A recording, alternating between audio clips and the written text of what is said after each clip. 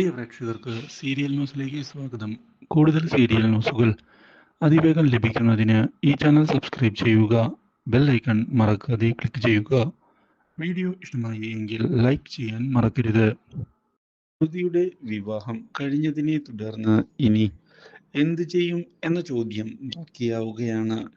ഇതേ തുടർന്ന് കാര്യങ്ങൾ ശ്രുതിയെ കണ്ട് സംസാരിക്കാൻ ശ്യാം തയ്യാറാവുകയാണ്.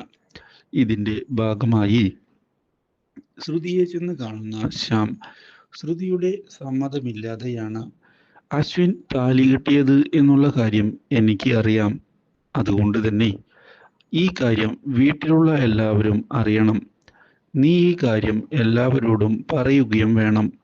അവന്റെ ചതി പുറത്താകട്ടെ എന്ന് പറയുകയും നിന്നെ സ്വീകരിക്കുന്നതിനായി ഞാൻ തയ്യാറാണ് എന്ന് അറിയിക്കുകയും ചെയ്യുന്നു. പക്ഷേ എൻ്റെ വിവാഹം നടന്നത് എൻ്റെ സമ്മതത്തോടു തന്നെ ആണ്.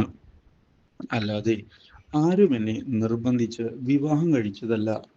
ആ കാര്യത്തിൽ എനിക്ക് ഉറപ്പ് നൽകാൻ സാധിക്കും.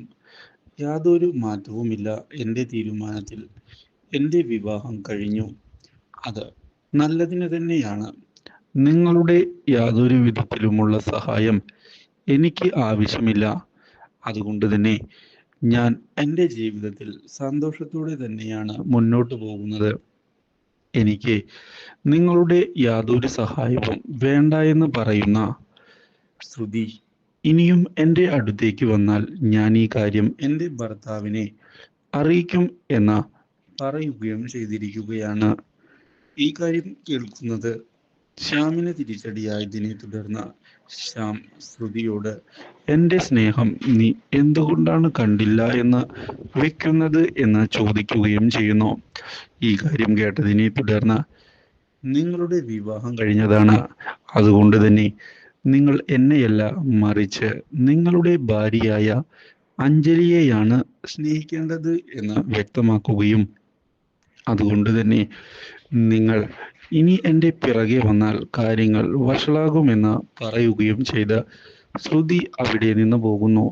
ഇതോടെ എന്തുകൊണ്ടാണ് അവൾ തൻ്റെ സ്നേഹം തിരിച്ചറിയാത്തത് എന്ന ചോദ്യം കൂടുതൽ ദേഷ്യമുണ്ടാക്കുകയാണ് മനസ്സിൽ ശ്യാമിൻ്റെ.